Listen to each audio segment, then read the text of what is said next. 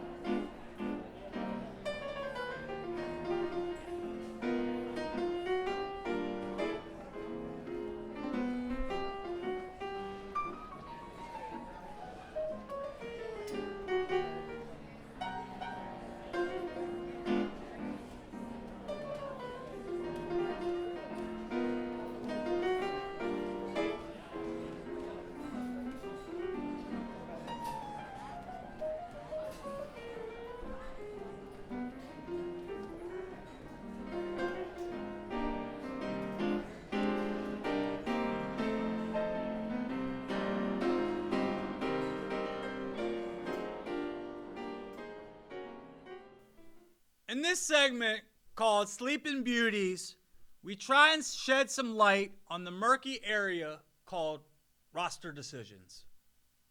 Maybe you're lingering on who to start as that second or third dude at a position.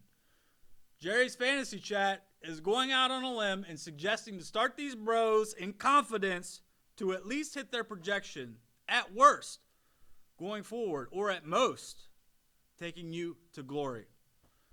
Maurice Jones-Drew. I know he might have lost a gear, but this dude, call him Stella because he's getting his groove back. To a degree, at least. If you're considering, who's my best third running back? Who's my best flex option going forward this week? I'm going to go with this dude, Maurice Jones-Drew, Jacksonville running back, fire hydrant, love child of these pivotal matchups.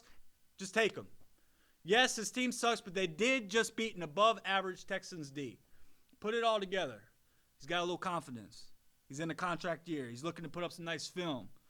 His foot seems a little better than it did earlier in the year. And Henny is light years better than Gabbert.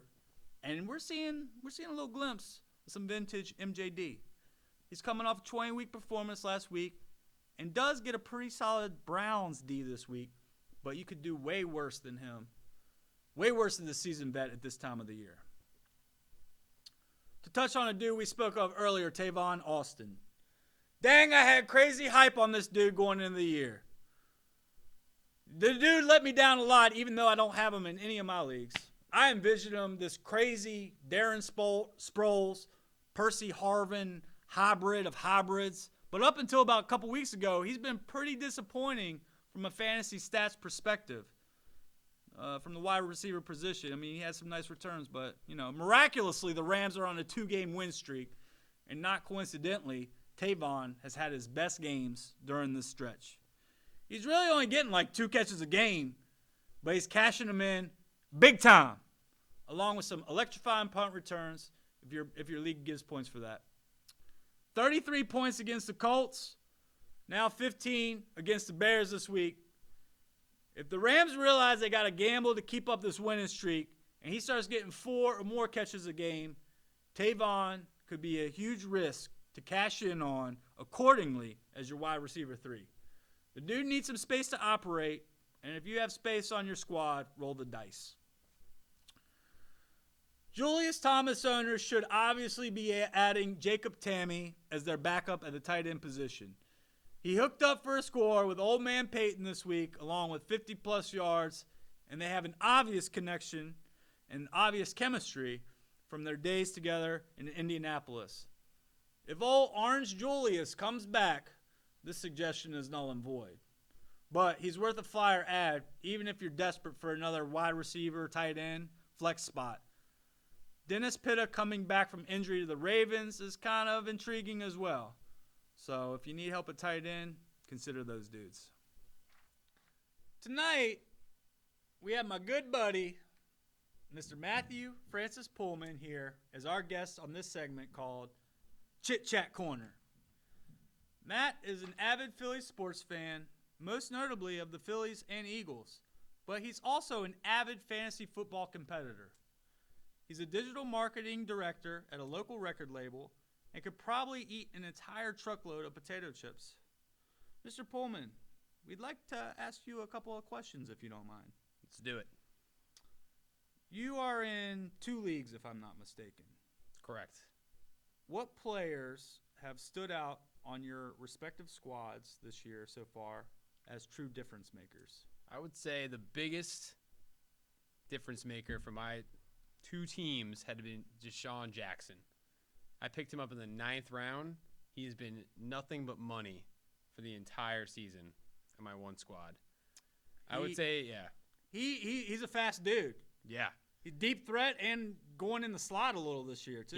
He had a bad year last year. I think a lot of people were hesitant to pick him up, and he did everything I asked for and more for my squad.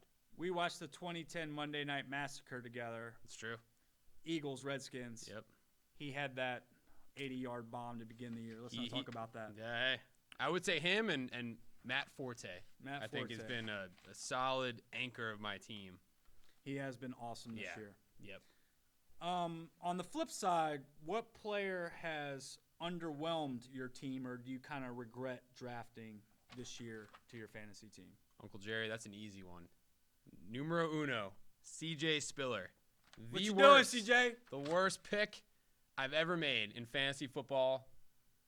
That guy, I officially dropped him this week after Good for a you. season on my bench. You broke the chains. Terrible. Everybody thought he was going to be top 5 pick. Every fantasy football nerd told me that guy was having a breakout year. He has been terrible the entire year. He looked good at the end of last year, and who knows why it didn't pan out. I just don't know if he's not durable or what's up. I don't know. We had like 2 weeks ago. He had 100 yards or so. Yeah. He is a that might have been the fantasy peak for this year. football bust. Fred Jackson just steals all the yards. Old man, forgot about him. Yep. And now he's taking all the yards away from him. Yep. That's a tough loss. I know how that could go. So, on a lighter note, you're looking ahead, the ultimate glory lane. One day you win the fantasy football trophy. How do you display it? Do you eat cereal out of it? Where do you put it in your room? What would you do with the trophy if you got it? See, I think fantasy football is all about just talking trash on your enemies. So I think the best thing to do is to win it and then put it in your ultimate enemy's room and say, this is not yours. Whoa! And a big sign, because they can have it in their place, but ultimately they see it and they know it's not theirs. So it mocks them for the entire off season. Because if it's in your bathroom or your living room, that doesn't mean anything. It's just like it just inflates your ego a little bit ice more. Cold.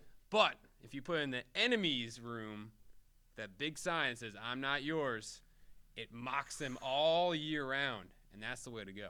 You are ice cold, and I hope you get to do that to somebody, but not your boy. I want to do it to you, Uncle Jerry. Well, I'm going to remember that when it's mine as well. I'm just saying. All right, here we go. So now our season is winding down. The playoff season is coming. We kind of have a good idea of how the season went. Hindsight is 2020. I guess you could say Peyton Manning, but you have a pretty good quarterback. Who do you have on your teams right now? RG3, and my other team is Tony Romo. Okay. Going into the year, the common philosophy was going heavy running back. Right. And you would probably do away with that philosophy. Yes. And you would probably go with? I think you got to go with a running back and a quarterback in the second round, honestly. I think in my other league, I drafted all running backs, and I took a David Wilson over a Drew Brees. And I am suffering in that league right now. And I think that's the thing about fantasy football. Everybody says running back, running back, running back. But I think the quarterback is the most important element to a fantasy football team. And I'm knowing this week, not to talk trash about your boy RJ3, but he's been inconsistent. And this week he had a rough week, and I lost by 2 points.